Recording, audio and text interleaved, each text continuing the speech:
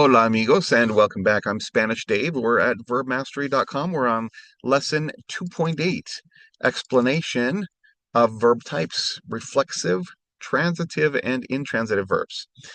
Now, this is a little more in depth and it's a little more of the theory of Spanish.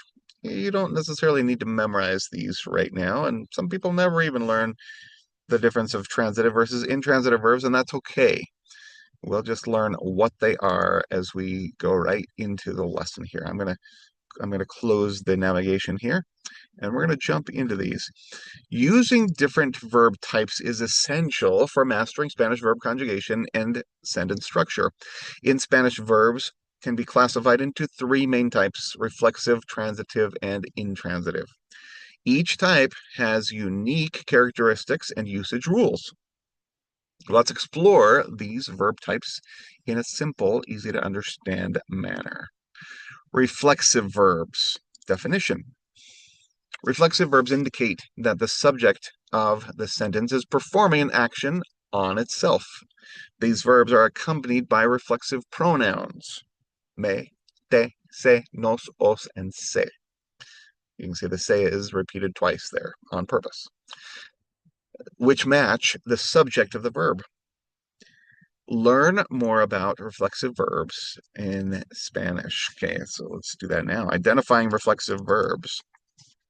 Reflexive verbs are identified by the reflexive pronoun se attached to the infinitive form, or me, te, se, nos, or os, when used when the verb is conjugated. Okay, let's look at how these are used now. Let's look at the verb levantarse. Levantarse means to get up, and it's a reflexive verb here. So, yo me levanto, I get up. Now, technically, you're saying I get myself up. Tú te levantas. That means you get up or you get yourself up. Él, ella, or usted se levanta, which means he, she, or you get yourself up. Nosotros nos levantamos. We get up or we get ourselves up. Vosotros os levantáis. That means you all get up, or you all get yourselves up. Remember, this is informal and used only in Spain. The next one, ellos, ellas, or ustedes se levantan. They or you all get up, or you get yourselves up. Now, notice here the se is used twice. It's used for both el, ella, and usted, or ellos, ellas, or ustedes is just se. All right. That was why it was repeated twice up higher, up above. Usage in sentences. Me levanto temprano. I get up early, or I get myself up early. Ella se levanta a las 6. She gets herself up at 6. Nosotros nos levantamos a las 7. We get up at 7. Or technically it's we get ourselves up at 7. Okay, so that was reflexive verbs, right? An action performed on yourself. In transitive verbs, transitive verbs are verbs that are able to take a direct object. Now remember back to like 7th or 8th grade English, direct object. We're coming back to that now. So they're able to take a direct object which receives the action of the verb. Another way to look at this is if you can put the word something or someone after it, it is generally transitive. For example, I buy something. Okay, so that's a buy would be a transitive verb because I buy something. Identifying transitive verbs. These verbs answer the question what or whom in relation to the verb. Okay, so comprar is a transitive verb example. Comprar means to buy. Yo compro, I buy, like I buy something, right? Tú compras means you buy or you buy something. Él, ella, or usted compra. He, she, or you buy something, right? Nosotros compramos. We buy or we buy something. Vosotros compráis. You all buy or you all buy something. And ellos, ellas, or ustedes compran.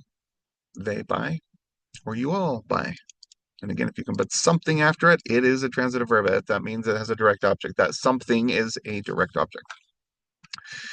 Okay, let's use this in sentences. The transitive verbs are in blue and the direct objects are in red.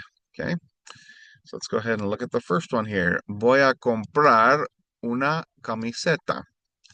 I am going to buy a shirt. Remember, the verb is in blue, comprar, and the direct object is what receives the action is in red. I'm going to buy a shirt. The next one. Ella compra flores cada semana. She buys flowers every week. Buys is the verb. What's receiving the verb is the direct object, which is the flowers, right? And in Spanish, it's flores.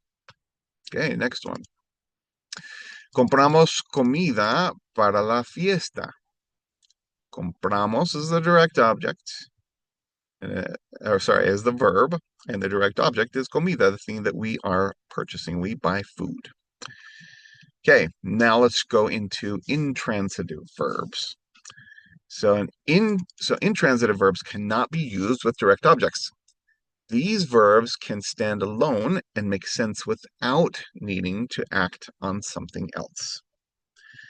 Identifying intransitive verbs. These verbs do not answer the question, what or to whom, right? And you can't put something after it. And it does not, well, like I just said, it does not make sense to add the word someone or something after it.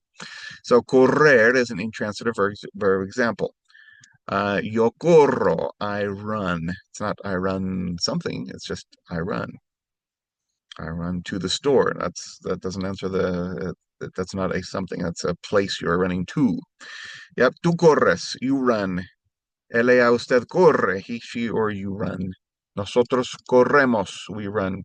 Vosotros corréis, you all run. And ellos, ellas, or ustedes corren, which is they or you all run here. Okay, usage in sentences. Here's some examples of intransitive verbs. Corro todos los días. I run every day. Ellos corren en el parque. They run in the park. Nosotros corremos por la mañana. We run in the morning. And here are some tips for learning irregular verbs here. For learning these types of verbs, right? Practice regularly. Actually, this is a little typo. This will now be removed by the time you see it. This is from the last section. All right. Conclusion. Let's jump in here. Understanding reflexive, transitive, and intransitive verbs is very helpful for constructing accurate and meaningful sentences in Spanish. Reflexive verbs involve the subject acting on itself. Transitive verbs require a direct object, and intransitive verbs do not need or do not have a direct object. By recognizing and practicing these different verb types, you will enhance your fluency and comprehension in Spanish. Keep practicing and enjoy exploring the diverse world of Spanish verbs. And again, since I'm done with this one, since it's not a quiz that's automatically marked complete, I need to mark it complete. I finished this one.